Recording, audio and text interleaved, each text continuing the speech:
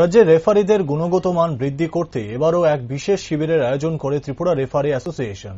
শুক্রবার রাজ্যের বিভিন্ন প্রান্ত থেকে রেফারিদের নিয়ে আয়োজিত 3 দিনের এই বিশেষ শিবিরের আনুষ্ঠানিক উদ্বোধন হল। আগরতলা উমাকান্ত মিনি স্টেডিয়ামে শিবিরের আনুষ্ঠানিক উদ্বোধন করলেন রাজ্যের যুব বিষয়ক ও ক্রীড়া দপ্তরের মন্ত্রী টিঙ্কু রায়। এছাড়া উপস্থিত ছিলেন ত্রিপুরা অলিম্পিক অ্যাসোসিয়েশনের চেয়ারম্যান রতন সাহা, ত্রিপুরা ফুটবল অ্যাসোসিয়েশনের সচিব অমিত চৌধুরী সহ আয়োজক রেফারি অ্যাসোসিয়েশনের কর্মকর্তারা।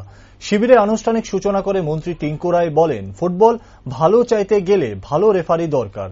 দক্ষ রেফারি হলে খেলা ভালো হবে, সেটাই স্বাভাবিক। তাই রাজ্যের রেফারিদের দক্ষতা বৃদ্ধির লক্ষ্যেই বিশেষ এই শিবিরের আয়োজন। রাজ্যের ফুটবলের অনেক পরিকাঠামো গড়ে উঠেছে। তিনি তাও বলেন, রাজ্যের সরকার চাইছে খেলাধুলাকে একটা ভালো জায়গায় নিয়ে যেতে।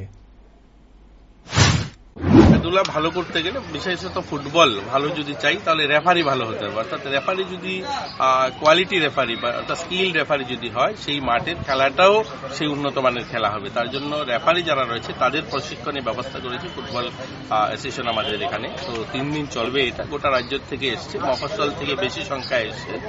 আর ফুটবল বেসিক্যালি আমরা যদি দেখি মফস্বল এরিয়াতেই ভালো ফুটবলরা রয়েছে, কাঞ্চনপুর, গারচই, বংরাং বা আমাদের কিল্লা, বাগমা এই সমস্ত অঞ্চলে। তো সেখান থেকে অনেকেই এসছে। আমি দেখলাম যে দক্ষিণ উত্তর 15 জেলা থেকে অনেক ছেলেমেয়েরা রয়েছে এখানে যারা শিক্ষা নিতে এসছে। যারা আছে তারা তো রেফারি করছে, তাদেরকে আরেকটু আপগ্রেড করা, আরেকটু স্কেল করা। আর রাজ্যের ফুটবলকে নিয়ে যথেষ্ট সরকার সচেতন। এর আগেও দেখেছেন আপনারা অনেকগুলো মাঠ, যে মাঠটাতে আছে আমরা এক্সট্রা বসানো হয়েছে অনেকগুলো মাঠ, সেটা বেলুনিয়া, আমাদের উদয়পুর, মোহনপুর, জেলানে এই মাঠগুলোকে নতুন করা হয়েছে।